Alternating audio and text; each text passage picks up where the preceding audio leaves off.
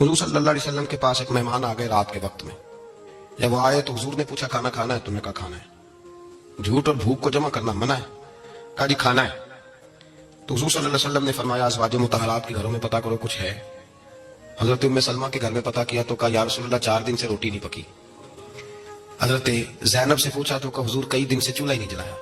حضرت عائشہ صدیقہ، حضرت میمونہ، حضرت سودا، تمام گھروں سے بظاہر یہ دو جہاں کے شاہ ہیں پر پاس کچھ رکھتے نہیں. دو جہاں کی نعمتیں ہیں ان کے خالی ہاتھ میں. ہر چیز ہے پر فقر اختیاری ہے. کوئی شے نہ ملی تو نبی پاک صلی اللہ علیہ وسلم نے مسجد میں اعلان کیا، فرمایا کون ہے جو میرے مہمان کو روٹی کھلائے؟ ان لفظوں کا غسل کوئی غسل والا ہی سمجھ سکتا ہے. فرمایا کون ہے جو میرے مہمان کو کھانا کھلائے؟ تو ایک صحابی لے گئے اور اٹھے. وہ صحابی جو صحابہ میں غریب تھے، ایک انصاری جو غریب آدمی تھے. بہت زیادہ امیر آدمی اللہ کی راہ میں خرچ نہیں کر پاتا، اس کے لیے مشکل ہو جاتا ہے. اس کے لیے بہت امیر آدمی جو ہوتا ہے نا، وہ جتنا زیادہ امیر ہوتا ہے نا اتنی دیوار اس کے گرد کھڑی ہو جاتی ہے پیسوں کی. مشکل ہو جاتا ہے اس کے لیے. غریب آدمی کھڑے ہوئے. اگرچہ میرے محبوب کے غلاموں میں جو بڑے امیر تھے وہ بھی خرچ کرنے میں بڑے آگے تھے. حضرت عثمان غنی رضی اللہ تعالیٰ، حضرت عبد الرحمن ابن عوف، حضرت ابو بکر صدیق رضی اللہ. لیکن یہ غریب آدمی کا حضور میں لے جاؤں گا، میں لے کے جاؤں گا. یہ بخاری مسلم ہے. حضور نے فرمایا لے جاؤ. وہ اب صحابی گھر لے گئے اور بیوی سے مشورہ کیا. بات پہ غور کرنا، ہر چیز کی بھوک دیکھی جا سکتی ہے، بچوں کی نہیں دیکھی جا سکتی. وہ انصاری حضور کے مہمان کو گھر لے گئے، جا کے بیوی سے مشورہ کیا. کہا بھلی مانس گھر میں کچھ ہے؟ تو اس نے کہا تھوڑا سا بچوں کے لیے کھانا رکھا ہے. بچوں کے لیے.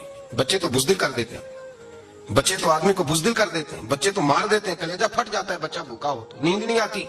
اب صحابی اپنی بیوی سے کیا کہتے ہیں؟ کہتے ہیں بچوں کو بہلا کے سلا دے. اور رسول اللہ کے لیے نہیں، رسول اللہ کے مہمان کے لیے. بھائی نبی پاک کے لیے نہیں، حضور کے.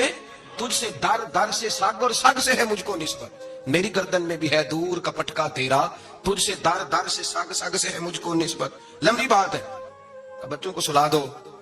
بی بی نے بچوں کو سلا دیا تو میاں بیوی کا مشورہ ہوا کہ مہمان کے ساتھ بیٹھ کے روٹی کھانا بھی سنت ہے.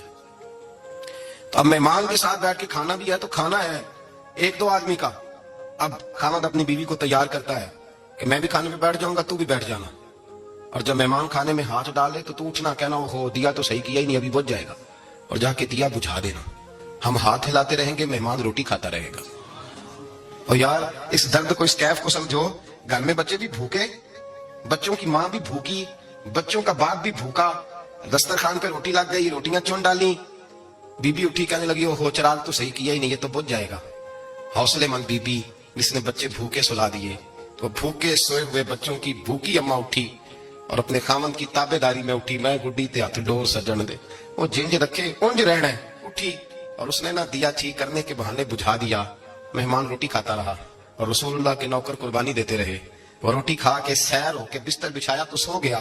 یہ میاں بیوی ساری رات بچوں کی طرف دیکھتے رہے اور غور کرتے رہے اور راضی رہے کہ ہم نے حضور کا فریضہ نبھایا ہے.